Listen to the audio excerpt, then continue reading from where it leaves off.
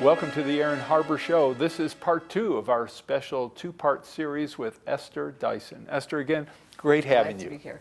Oh, my pleasure. So we've been talking about Wellville, one of your major projects, and also just healthy lifestyles and all that. So let me ask you, one of the things I'm really interested in is the education or the miseducation of the American public.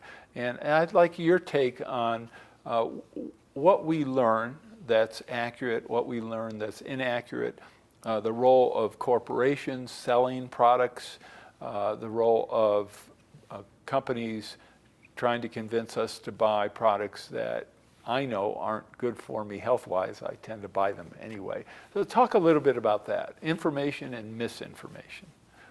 Well, I'd almost go back and say motivation is more important than information, because even people who know what they should do often don't do it, because again, they're short-term focused. They discount the future, to use an economist's term, and some people do that very deeply and become addicted to something, and they get completely focused on that. And some people, just can't resist temptation, but they manage and they do plan for the future, and they live, quote, normal lives. Well, I plan for the future, but I really like Cheetos, for example. Yeah. So I'm in a quandary. Right, and a few Cheetos isn't going to kill you. And the reality is, everybody's going to die. I have more than a few. Whatever. You have to make your own trade-offs. It's when you start making trade-offs that you regret deeply and you can't get out of that cycle that, to me, that's the real definition of addiction. That you cheated and you feel slightly guilty, but you haven't really harmed your future. That's one thing. But how does an individual know that? For example, I mean, if you're addicted to something, usually you're not always going to conclude that this is something I have to stop because it's bad for the future. I'm eating a bag of Cheetos every day, or I'm drinking a 6-pack of soda every day, or a 12-pack, or whatever. I'm not sure if people make the calculation that you're talking about. Well, they do internally. I mean, we could get into a huge argument about what addicted means. But if you continually engage in behavior that you regret, then you're unhappy. But what if you don't regret it now? Well, no. If you regret it enough in the future, I mean, it's where you feel powerless to stop. And addiction is not an either-or sort of thing. It's a pattern, and there are these questionnaires. If the pattern is disrupting your life, if it destroys your marriage, if it really wrecks your life, then it's an addiction. If it really doesn't, it's probably not, but you could still call it addictive behavior. And in a sense, people may be unaware of some of their behavior patterns, but when it gets bad, you sort of notice. Well, if I eat a bag of Cheetos every day, I don't think it will affect my life during those days, but no insult necessarily to Cheetos, but it could have an impact on me in 10 or 20 years. It'll probably shorten your life, but it's a fair trade-off. The purpose of your life is not to live as long as you possibly can. The purpose of your life is to balance current pleasure and satisfaction, and if Cheetos give you that much satisfaction, go for it. But if the Cheetos just really make you feel guilty and you don't enjoy them even while you're eating them, then that's a problem. And so this is sort of the point I'm trying to make. It's about balance and moderation. It's not about absolute. You're over the line and suddenly everything changes. It's more, can you control yourself? Do you live the life you more or less want? And a lot of people that we deal with in Wellville aren't really living the life that they want, because first of all, many of them are poor and they don't have these choices. And even when they do have choices, sometimes they make choices that are counterproductive because they've learned these short-term thinking patterns, and they feel that they don't have even the choices that they do have, and so forth and so on. And that, you make some bad choices And then there's social things around you, like if you do something stupid as a teenager, you may go to jail, and then you can't get a job, and then you probably go to jail again, and all these things compound themselves. And what we're trying to do in Wellville is create environments where the odd mistake does not end up destroying the rest of your life. When you look at for-profit companies and the concept of making healthy communities, what's the intersection of those?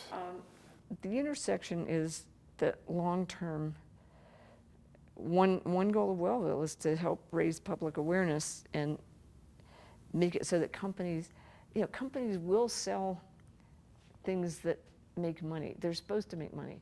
But if you change demand and you change public perception, what companies will sell will also change. So here's a nice anecdote. I ran into the man who runs Rite Aid.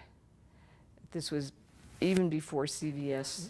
Right, the stopped drugstore selling chain, Rite Aid. And I asked him, have you ever considered not selling cigarettes? Because after all, you're in the healthcare business. And he said, young lady, you and your friends have got to have the guts to change the laws to make me stop, because I owe it to my shareholders to keep doing what makes money.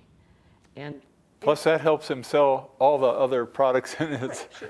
But I was glad for his candor, because that is the situation. Now, I am even happier for CVS's acting on principle, and also the fact that they work with corporations, so they had something of a business purpose in stopping selling cigarettes. But by and large, companies would love, if you talk to a lot of these companies, they would actually love the law to be changed. But what they cannot do is disarm unilaterally. If something makes it in their interest, whether it's public opinion or legislation or tax policy, they can live with it as long as their competition has to live with it too.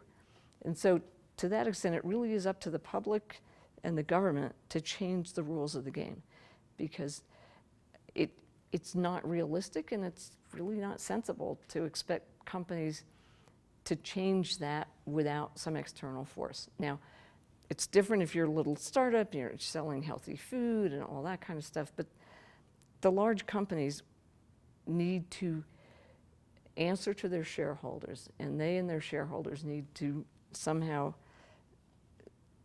believe, and therefore the circumstances need to change, where selling healthy food is cost effective and profitable. And so I would like nothing better than to see a sugar tax.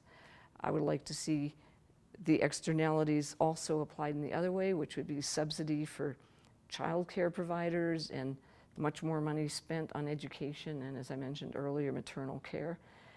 I think as a society, we need to price these long-term results back into the product prices and the wages. All right, well then I'm in trouble, because I can see the price of Cheetos going up. Yes. So. And you can make a rational decision as to how much you love those Cheetos. Well, I'm buying more than I'll stockpile them. All right, we're going to take a break. We'll be right back with Esther in just a moment. For information on how to help promote civil and mutually respectful discourse and support expansion of the distribution of our programs, please email info@harbortv.com. The Rexall Broadcaster of the Year Award recognizes an individual who, through leadership, skill, and dedication, is advancing the broadcast industry in our state and our nation. Tonight, we honor Erin Harbor.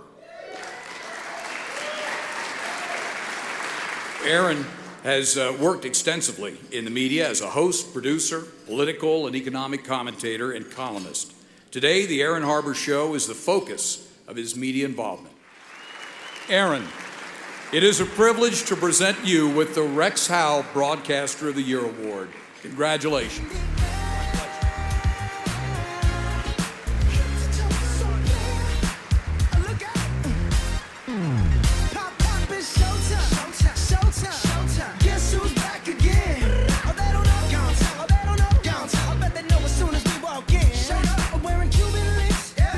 Just make journalism great again. I'm Erin Harbor, host of the Erin Harbor Show. Find us on Facebook to get all the latest updates, see behind-the-scene photos, and make comments and ask me questions.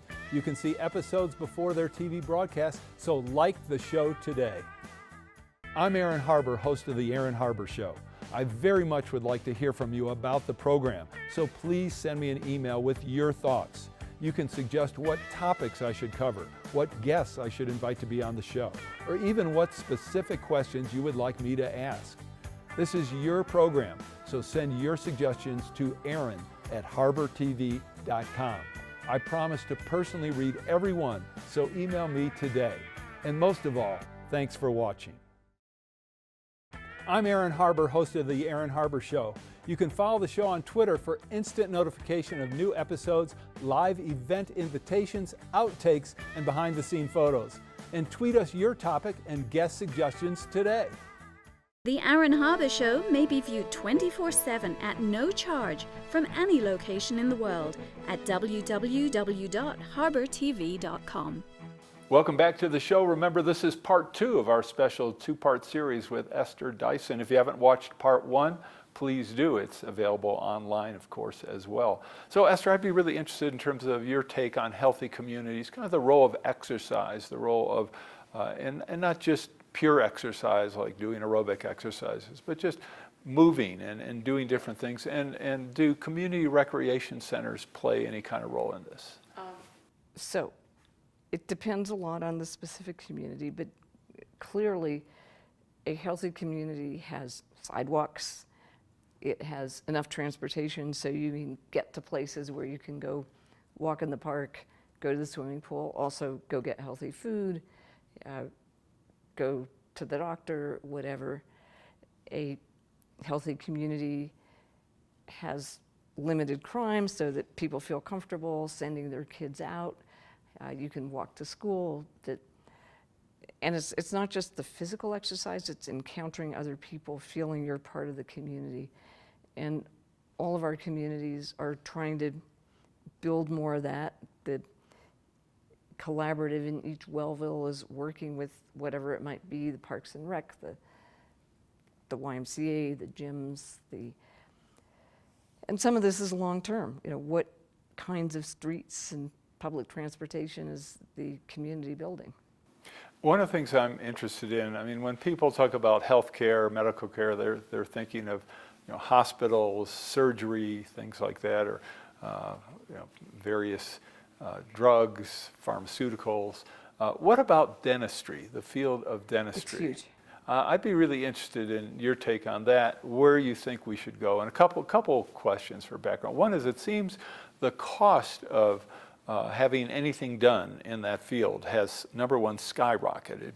And 2 is not covered by insurance. Yes, exactly. And if you do have dental insurance, most dental insurance policies are really very limited, quite poor. I'd love you to talk about that.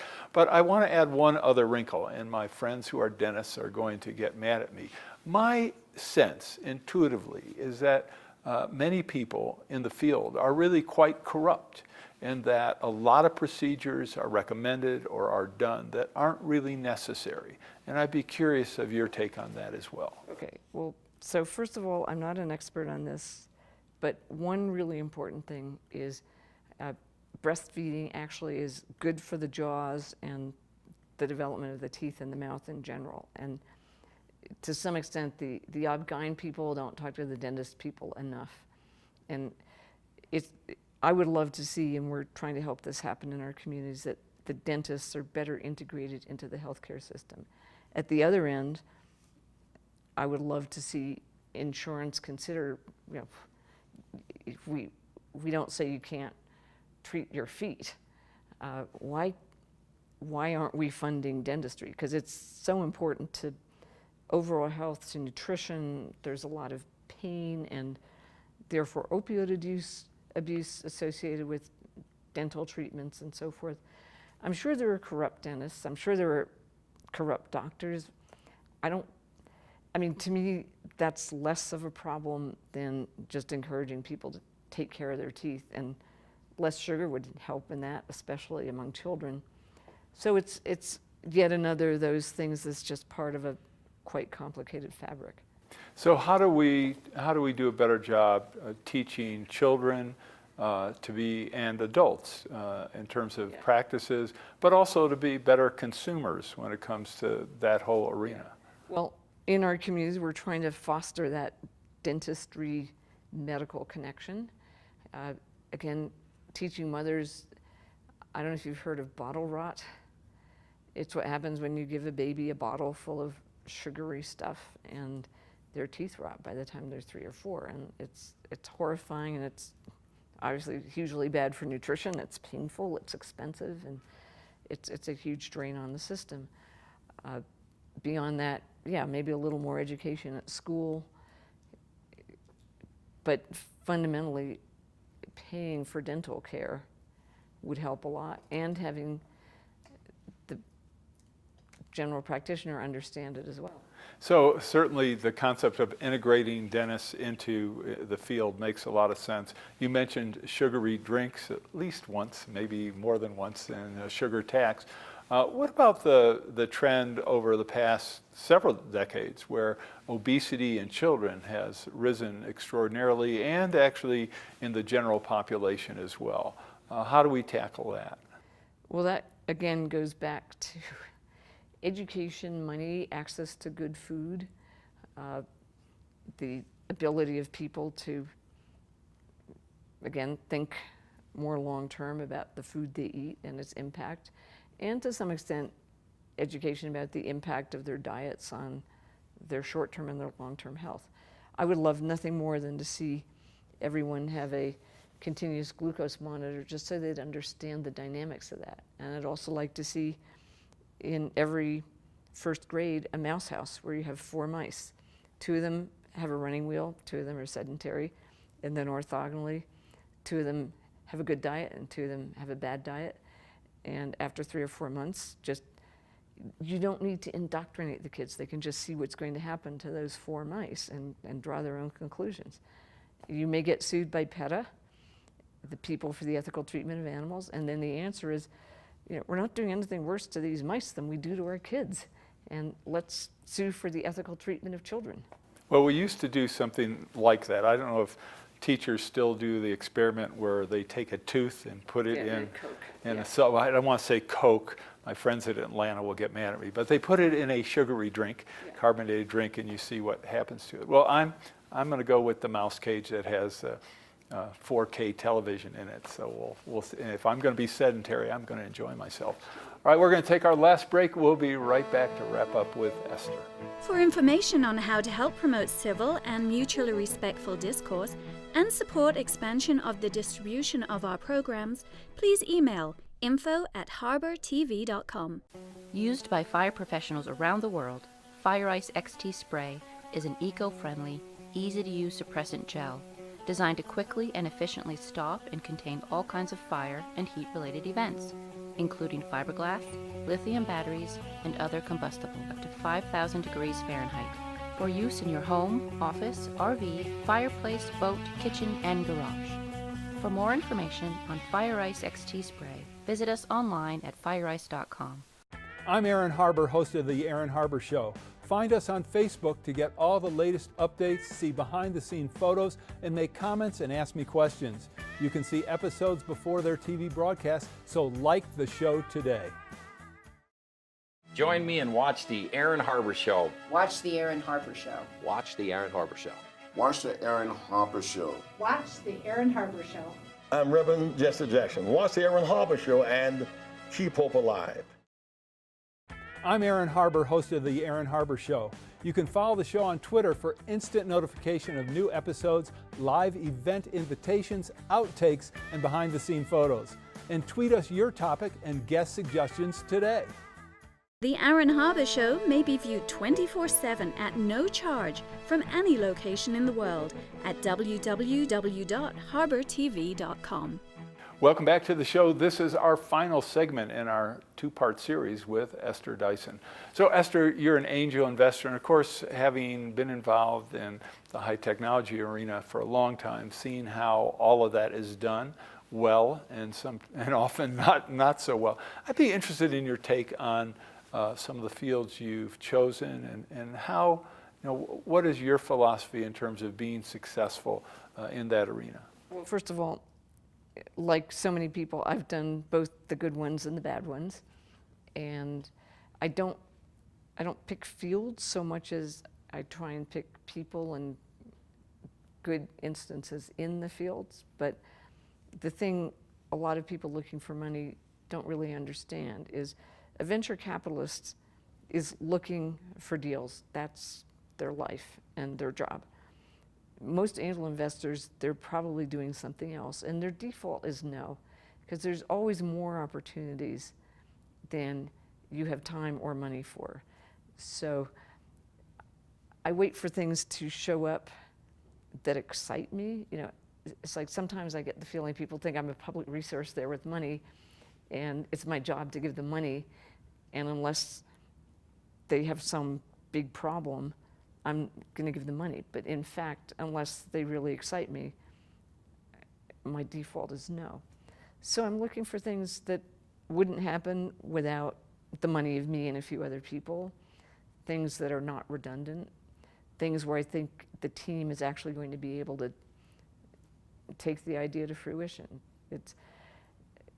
An idea is not a venture. A team with an idea, with the market, with an understanding what they have to do, with experience if they want to disrupt something, with luck. They've worked within the industry they want to disrupt, so they understand how to do that. That's what interests me. And then it's got to be something that I personally find interesting. So it's not cosmetics, and it's not, all these other things. It's not Uber for almost anything at all. It's probably around health or space or some interesting business model, something to do with, again, flipping the dynamic between consumer and data owner, that kind of thing. So what are some examples of where you invested? Have you invested in the space? Oh yeah. I'm an investor in a company called NanoRacks, which is a very successful, they're kind of like a retailer of space on spacecraft, space stations, whatever.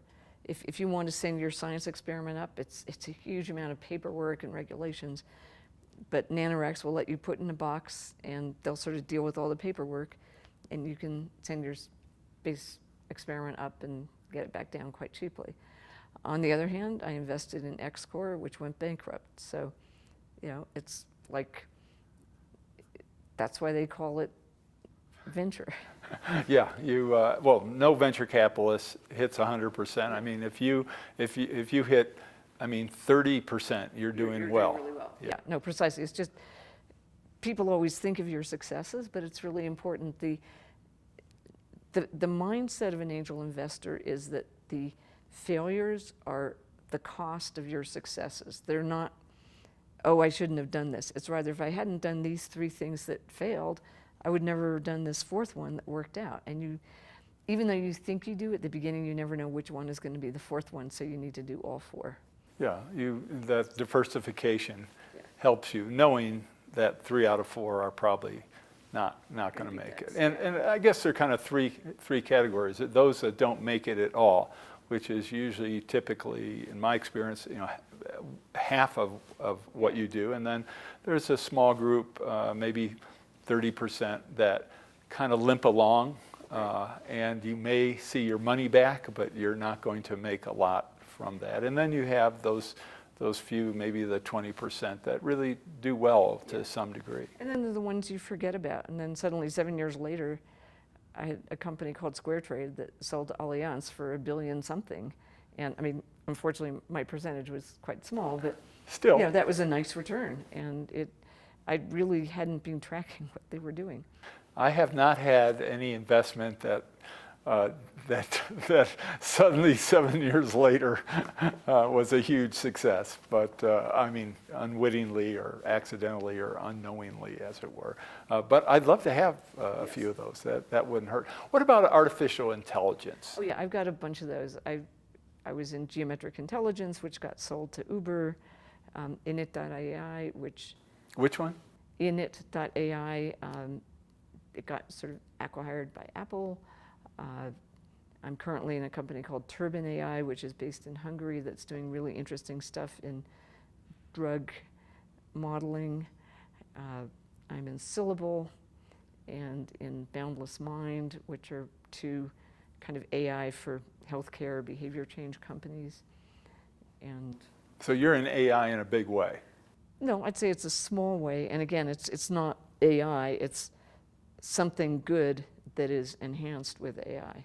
So in terms of that kind of enhancement, tell me about the world 10 years from now, according to Esther Dyson. Well, I mean, it's hard enough. We've spent 5 of these sessions describing some small part of the world now. I can't do the rest of the world in 10 years. But, you know, with luck, people would be a little more conscious of some of the negative impacts of all these things we've been talking about. Bad food, too much involvement in your phone or whatever becomes your phone, the little thing in your ear, or the voice that talks to you when you come home.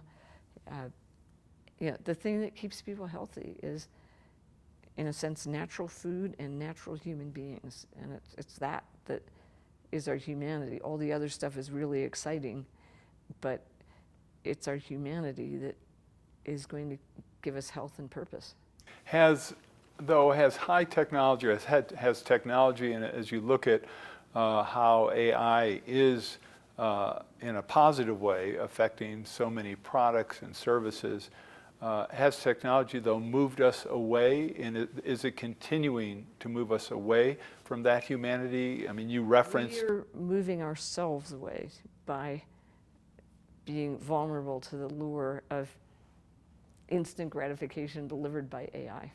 So how do we change that? I mean, we've already moved in that direction. I would argue we're moving even further in that direction, whether it be through Facebook or almost anything we do now. Now we're interacting with Alexa, we have devices that we're talking with, and as you know, all of that is going to advance further to the point where you're going to have the opportunity to have interactions with each part of your house or apartment, your car, your computer, your watch, your eyeglasses, whatever. You have the advancement of virtual reality and the opportunities there that really, I think, are only beginning.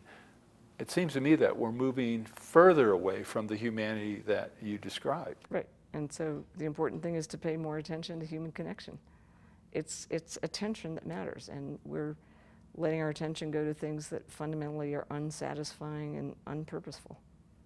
And how do we do that? I mean, it's easy to say. Yes. But the attraction, even the addiction, is so strong that I don't see us following the path that you're talking about. How do we do that, or what can we change that would help us do that? And that goes back to Wellville and trying to create an environment where people value their human connections with other people, and the environment around them helps them to do that. What about, why don't we have an effort in terms of our educational system to address these issues, Well, to address them with young people? That's included. I mean, training teachers to be more sensitive to human beings and not simply test scores. All right, so are you optimistic about that happening? I am, because otherwise I wouldn't be bothering to do it, but it's not easy. All right, well, on that note, thank you, Esther, so much. Thank you. Thanks a lot. Great having you on the show. That was Esther Dyson, and the end of part 2. Make sure you watch part 1. I'm Erin Harbor. Thanks for watching.